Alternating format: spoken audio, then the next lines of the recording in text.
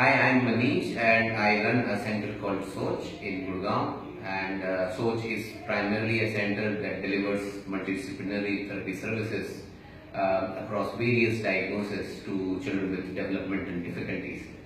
I am in favor of, I promote Together We Can, PIL, towards making therapy centers more and more regulated. I have seen and I have felt that there are a lot of children that require therapy and the numbers are rising. But along with the number of children looking for therapy and help rising up, there's also mushrooming of centers around. These centers on one side may or may not have really expert therapists monitoring them, supervising them or treating the children. Mere qualifications, although do not matter in terms of doing good practice, ethical practice.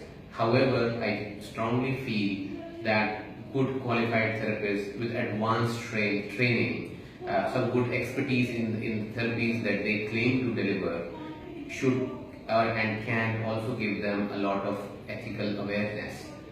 There are a lot of centers that also claim miraculous cure for children. I would say that these children sometimes need lifelong therapies, and also that the therapies are a two-way interaction between the parent, the child and the therapist.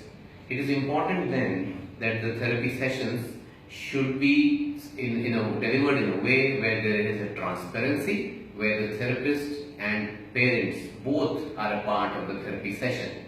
In my center, Soch, parents are frequently a part of the therapy session.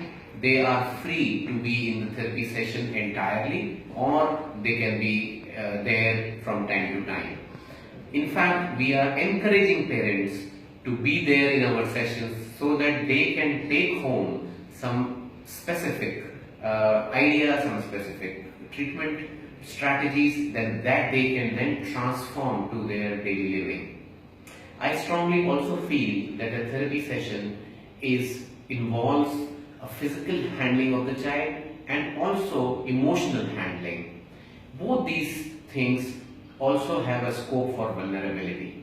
If therapists are not trained enough, if they are not being monitored and supervised by people who have a good professional standing in the society, who are not being managed and continuously trained by experienced people, will always have a scope for misuse of therapy, abuse of therapy and also injury to the children. Especially when you come to and you talk about sensory integration, there's a lot of physical activities being done with children. These activities on one side are extremely beneficial and engaging. There's always a scope, there's always a chance that the child may or may not be handled very well, physically, emotionally and otherwise.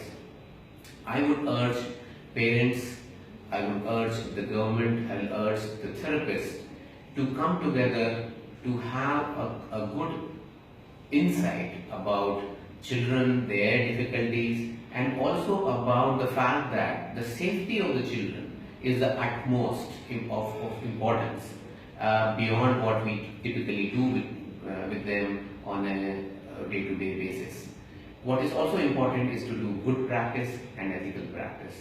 I encourage, I applaud parents who have filed the PIL, and I am with them to make this whole system of giving therapies, imparting interventions as regularized as possible. Thank you.